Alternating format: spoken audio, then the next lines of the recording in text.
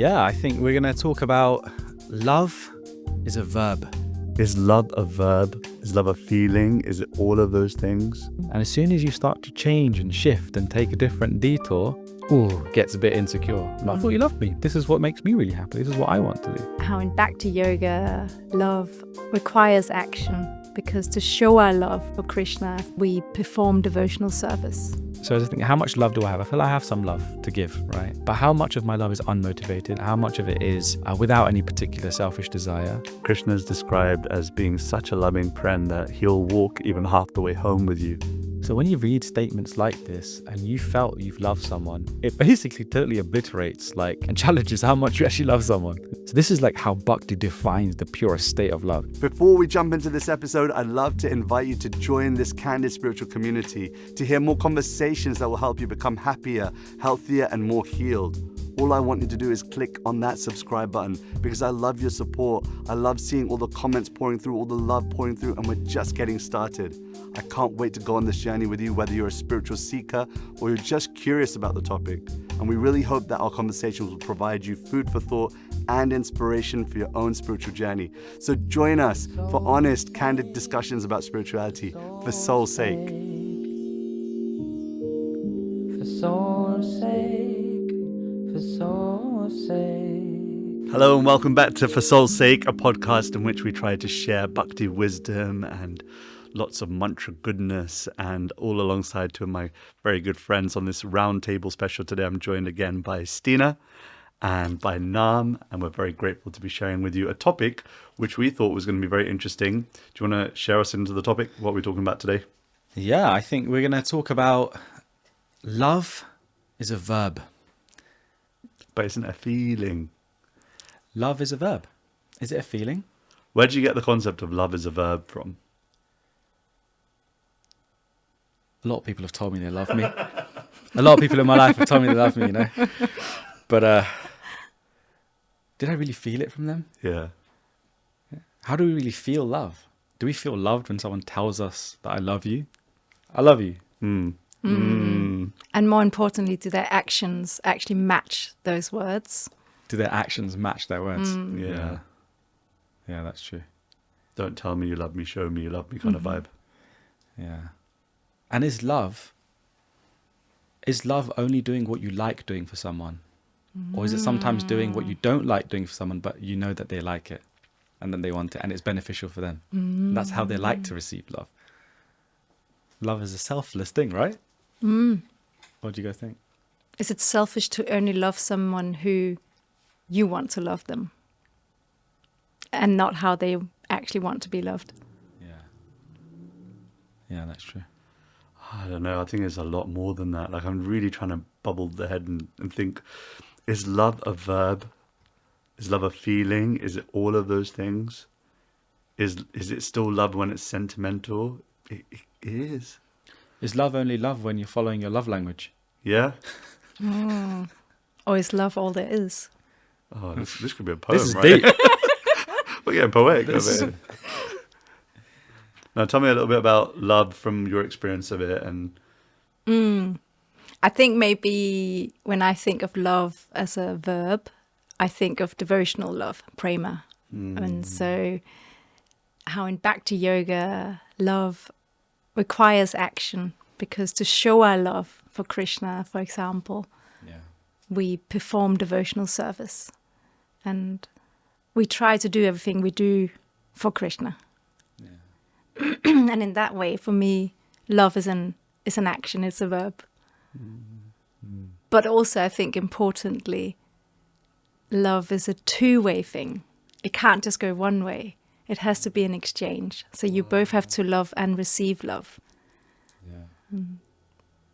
that's where Krishna is really good at it, right? Because Krishna is described as being surit, which is the kind of loving friend that is above and beyond all other kinds, where in most Indian cultures, when someone leaves your home, then lovingly you'll stand at the door and you'll wave them off. You don't close the door, but until the car has literally left, you stay in the doors open, even in the winter. And Krishna is described as being such a loving friend that he'll walk even half the way home with you. Yeah. because he wants to make sure you get like you're really, really okay. So he's above the norm, and he's more magnanimous than we could even fathom. And so I'm trying to think of there's so many examples in like the Srimad Bhagavatam of Krishna's love for his devotees. Any that pop to mind on your side?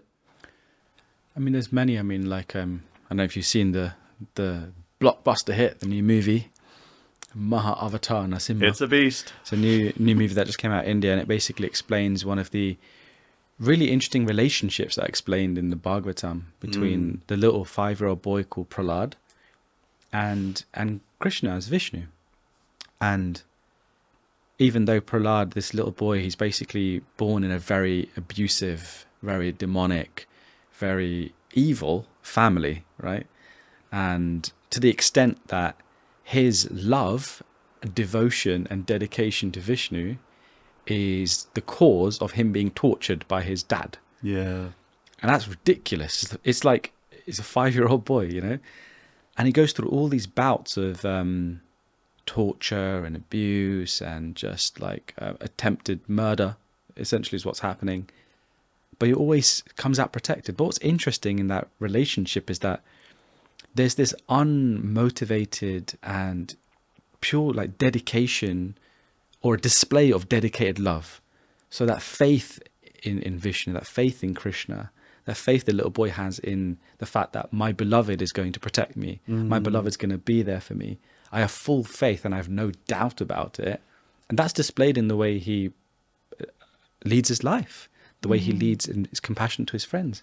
He's even compassionate to his dad when his dad is the one ordering to get him tortured and murdered. So it's fascinating. It's that even beyond all of that, the love still goes out from little Prahlad. And it's like, Dad, I still respect you. You're my dad. That's like, come on, like, how many of us are going to say that in today's day and age? Right, Oh my God. You know, it's a funky world. Like, that's Call child services on a minute. that's almost like it's an ethereal and very almost unimaginable level of love, right? That's just like at its super spiritual extent. And faith, Yeah, like trust and faith, yeah, that just goes beyond anything you could imagine. 100%. It's What's your thoughts on faith? Because a lot of people have faith, and faith is like I've always had trouble dealing with that. It's like, you got faith in something. Yeah, but what's that based on? What is your faith? If you got faith based on love, then okay. But I mean, look, I'm a practicing bhakti yogi on the path. I can't say that I've got bounds of love like emanating from my heart. My faith is just kind of like, all right, that kind of makes sense. This kind of makes sense. These people are all right. Crack on. What do you think? actually another blockbuster. Just now we were talking about films, but Conclave. Did you watch that? I've seen Yeah, Conclave. yeah. There's I think it was because of your my recommendation. recommendation. Yeah, Yes. maybe. Yeah, actually, we watched it on the plane back from India. Yeah. So in that film, in the opening speech of the cardinal, he says something on the lines of, the biggest sin for all of us, all the cardinals, is certainty. Because if there's certainty, there can be no faith. And that just hit me like, whoa, because it's so true, isn't That's it? so interesting. That If there is no certainty, if there is if certainty, there's there cannot only be certainty, there's faith. no room for faith, for Yeah. magic, for the love to enter, Yeah, because it becomes so rigid. yeah. Yeah, and I think that really speaks to this that That's that really there's interesting.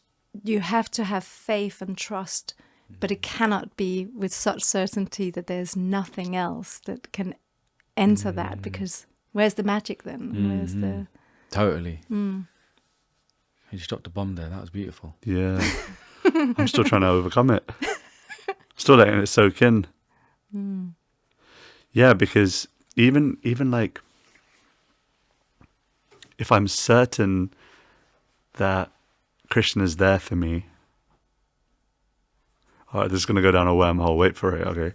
So if I'm certain that Krishna is going to always be there for me, God's always going to be there for me, then is there space for love? Because it's almost like you look at the example of the gopis in the Bhagavatam, and just by Krishna disappearing once, they lose it. Like Krishna's left us, that rascal, this, that, the other. But that almost brings about a loving feeling of separation. So certainty means that there can be no space for faith. And hear me out on this one. But then it's like if I'm certain that God is always going to be there for me, if I'm certain that God's always got my back, does that mean I'm not having enough faith? Or have I misunderstood this thing?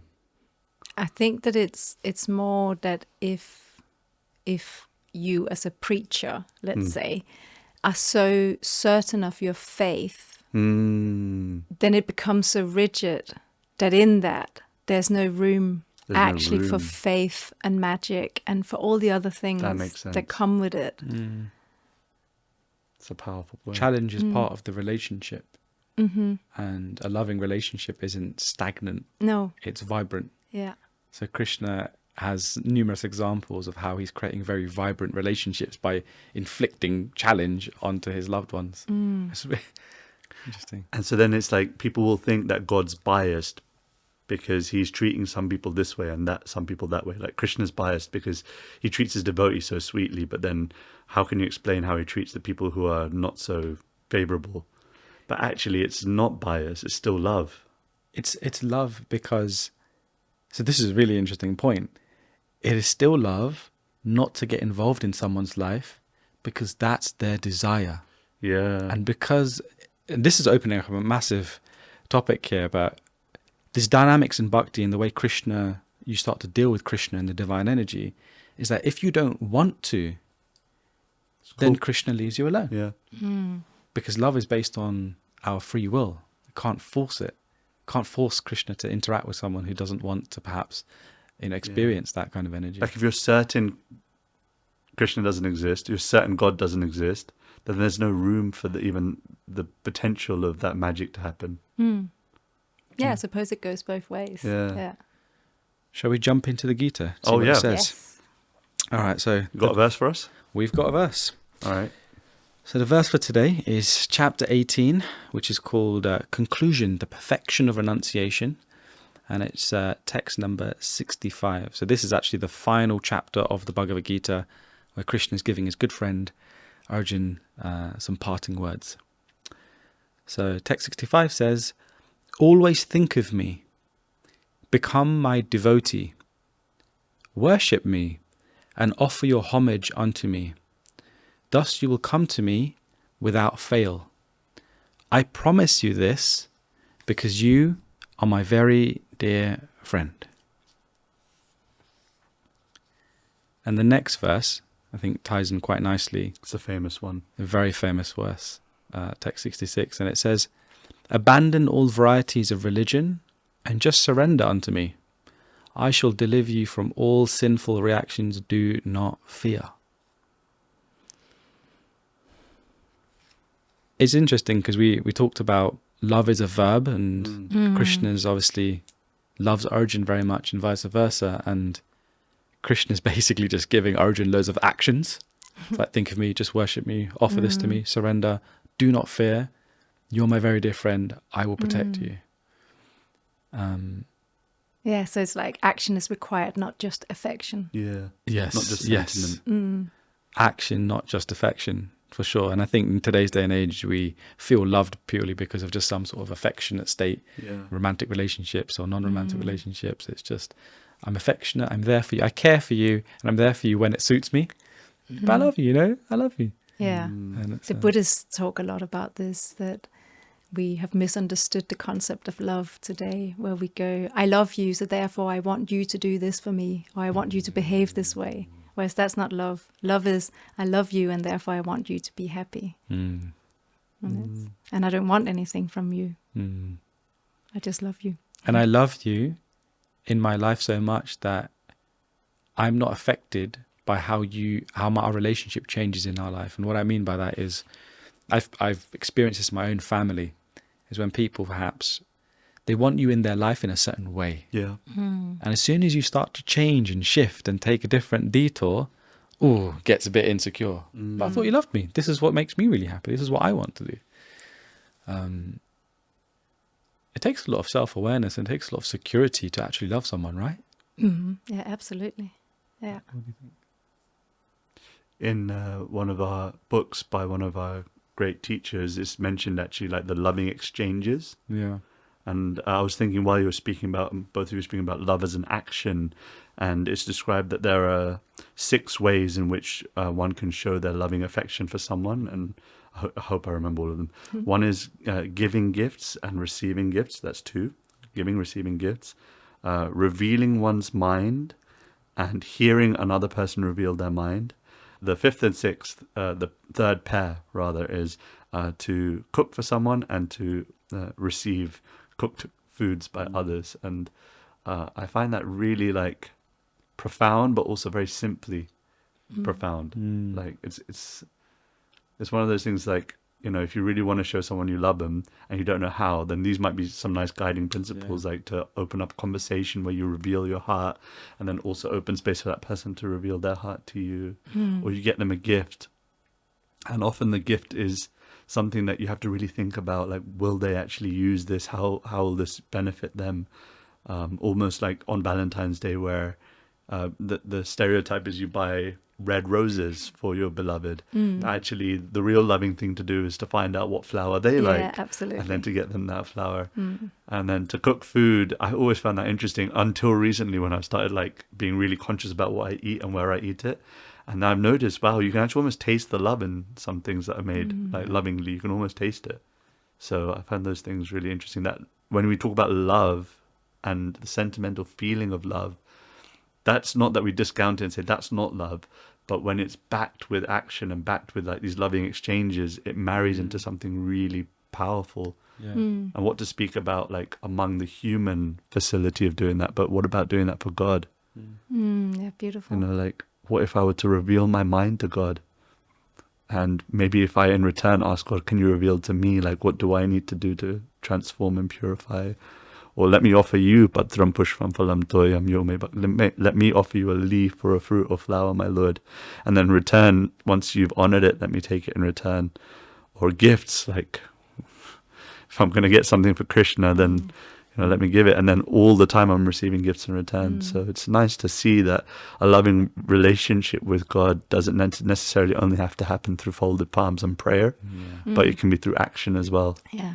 I also think in this, for me, on my own spiritual journey, and particularly on the Bhakti path, one thing I've really had to learn is to receive both love and gifts. Wow. And not just from other devotees, but also from Krishna. And I've had these moments, one being we were in Vrindavan some years ago, and we were sitting on a rooftop right by Govardhan Hill.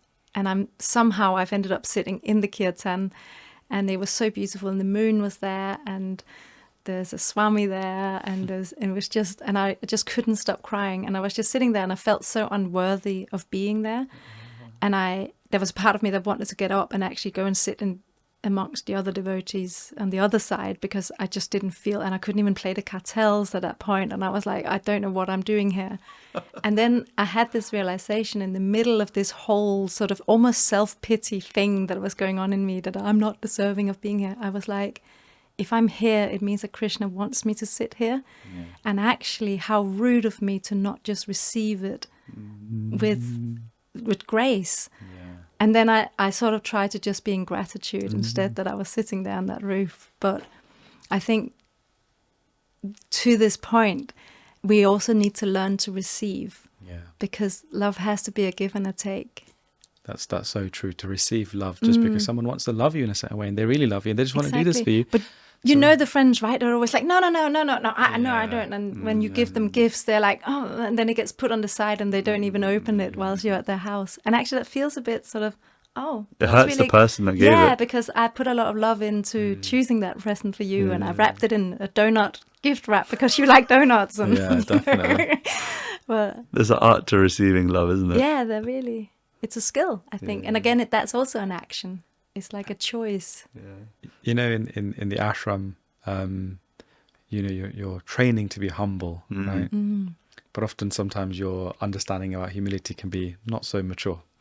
So people try to give me gifts, and in this false humility, I was like, no, it's okay. I don't need that. No. Like, you know, like, keep it to yourself. I'm a renounced guy. Like, it's all good. Like a martyr. Yeah, like a martyr. Like, oh, no. But And then I saw one time, there was a congregation member, a family, and they wanted to give me something. And I said, no. And I could see in that moment, they were like really offended. They're like, oh no, like we really want you to have this. And I had to kind of check myself there. And the actual humble thing would be to be humbled by the fact someone wants to give you a gift and accept it. Wow. Yeah. It's humbling that someone loves you so much that they want to give you something.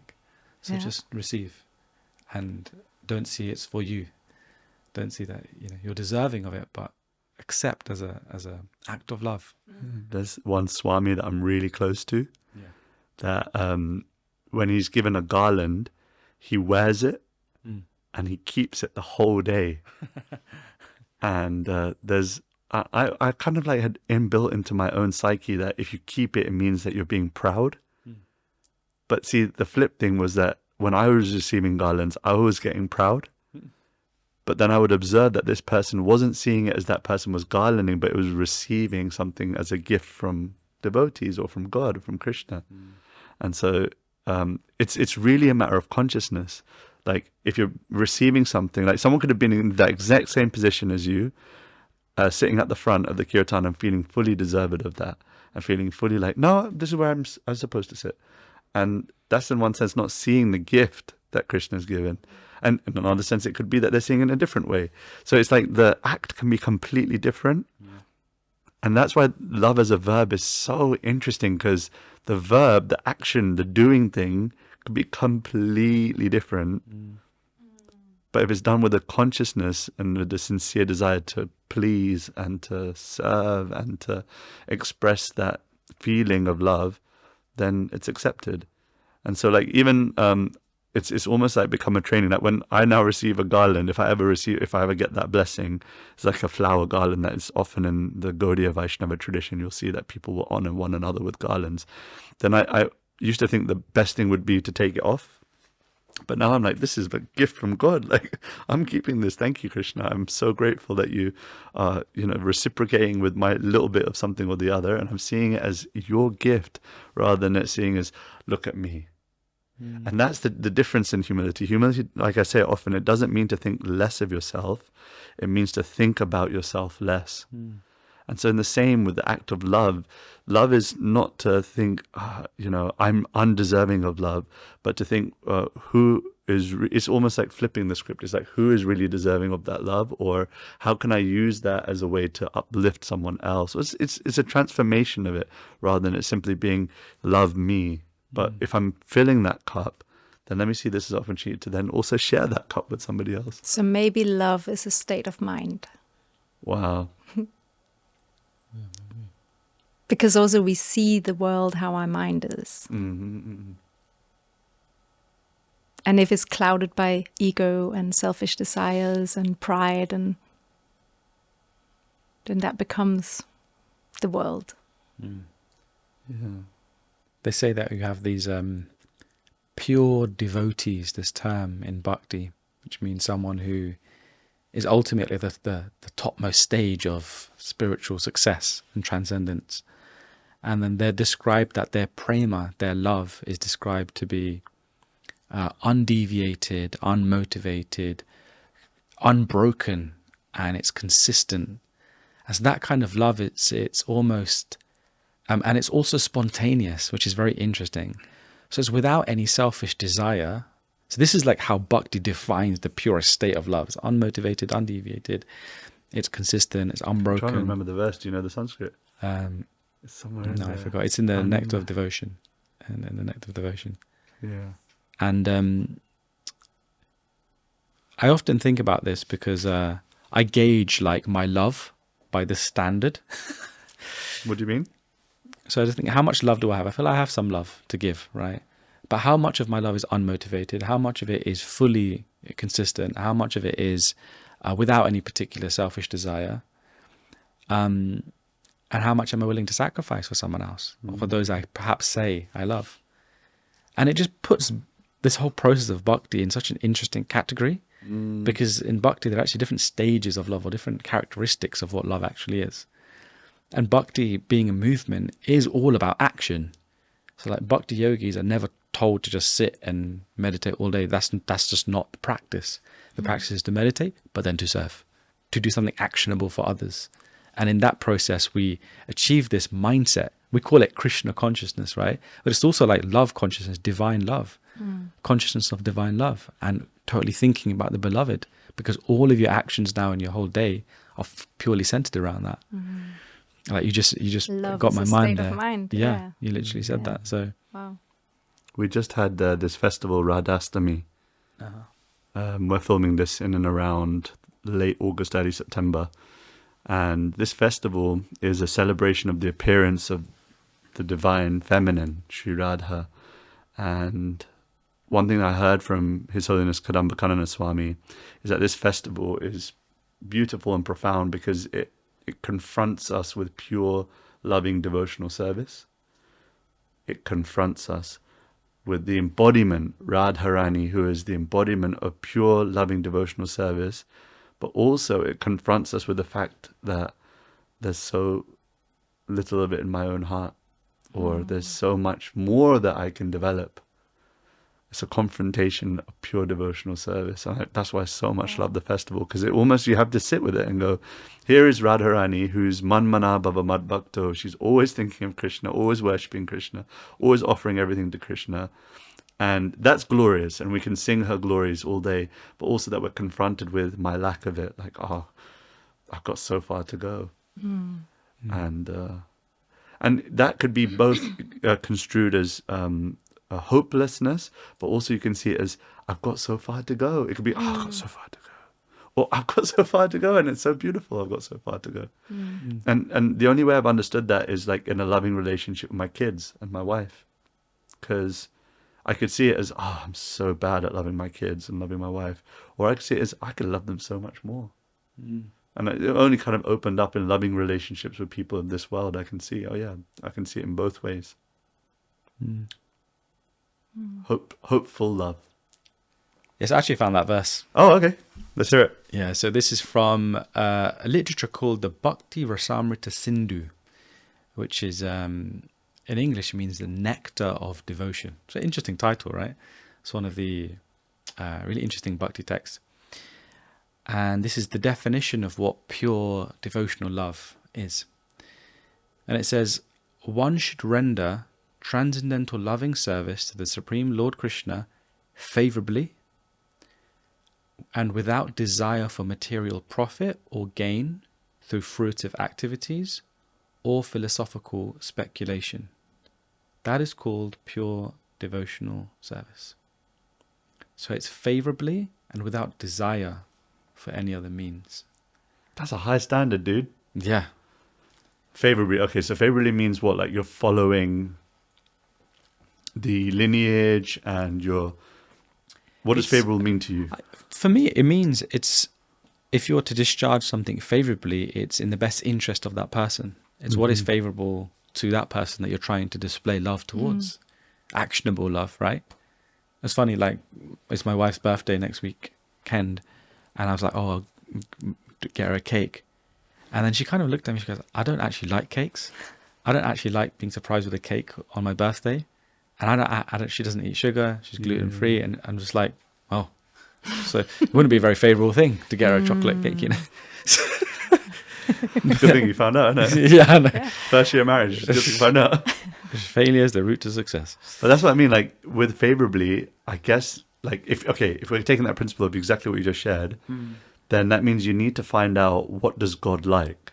Yeah. If you're going to try and favorably love God, you've got to find out what God likes. And so then you have to find those that know that. And for us, that I guess that comes down to reading like the Bhagavatam and reading the Chaitanya Charitamrita and the Upanishads and finding out like, who is this person, God? And hearing from people who love him. Yeah, right. The nectar. Right. But also without wanting anything in return. I think that's key as well. And that goes back to the Buddhist way of looking at love. That is, I love you, so I want you to be happy. Yeah. Not I love you and therefore I want a birthday cake from you. Yeah, exactly. Unconditional. It's a challenge. It's definitely quite a challenging thought, because what it does is when you read definitions like this, and again, like, Bhakti Yoga is a very high philosophy, and it's actually a very demanding and challenging philosophy. So when you read statements like this and you felt you've loved someone, it basically totally obliterates and challenges how much you actually love someone. Yeah. How unmotivated is your love? How selfless really is your love? How favorable is your love? But that you try anyway. But you try. You try. Love is a journey as well, right? Yeah. Oof. We've got some great things. Love is a mindset. Love is a journey. Love is a verb. Yeah. Because I think all or nothing mentality, it kind of prevents us from even trying in the first place. Like certainty. There we go. Oh my God. Brought it back I'm in around. full loop here. Yeah. Yeah, being hopeful that despite all of my shortcomings, despite not being fully there, I'm still having the faith. Yeah. Still having faith. Something interesting I heard about faith, that faith, like you said, it comes from those who have it. Like the analogy is given that if you want to extract honey from a flower, that that sweet, I don't know what we call it, nectar? Yeah. Nectar from a flower, that you could try and crush the flower, you could try and boil the flower and try and evaporate, I don't know, do some science experiment to get the flower to release its nectar, or just go and find the honeybees. And so faith comes from those who have it. For sure. And it means those that aren't certain that everything is going to happen as the world scientifically as it's planned, but no, leaving space. Damn, this is a deep episode, man. And just to finalize it, it also says that only one who has bhakti, has devotional love, can give devotional love. Bhakti comes from the bhakta. Yeah, so someone who has that. So someone within their heart, they plant a seed. The analogy is given, they plant a seed within your heart. And now it's your job to make sure the fertile soil of the heart is kept fertile and it's conducive and favorable to sprouting that love. When I was in Switzerland like a few months ago, an exact analogy, Vishwanath Chakravarti Tagore shares, and this is something I heard from Satchidananda Swami, that the holy name, the divine name, is like a seed. That the instructions and the guidance of Sangha and our spiritual teachers like water. And that the fertile soil that surrounds it, that's Vaishnav Sadachara and conduct and how we behave among one another. And so if all of those articles are there, then the creeper, the little seed, will flourish. And so it's interesting because if we want to be around those who have faith, or we're trying to absorb bhakti from a bhakta, then there's also a certain conduct that needs to happen, which is humility and an attitude of service and all of those kind of things. Then the fertile ground is there for us to be able to receive bada bing, bada boom, the tree of bhakti. On that note, thank you all so much for watching. So grateful for you being here. And if you like this episode, share it with a friend. Come back and rewatch it this week if you feel like some of it flew over your head. I'm sure a second listen won't harm you. Otherwise, seeing you on the next episode of For Soul's Sake. Take care. Wishing you lots of spiritual strength. Haribol. If you enjoyed this podcast, you're sure to appreciate my conversation with Janavi Harrison, where we delve into the crossroads of spirituality, progress, and relationships whilst I was in India. Creativity and being artful is something that everyone has and everyone can access. And I think it's more about, again, connecting to that deeper place within ourselves of intuition and playfulness, a sense of lightness, which can be quite hard in life. There's a lot of things to feel heavy about, but we are much more like that naturally as children.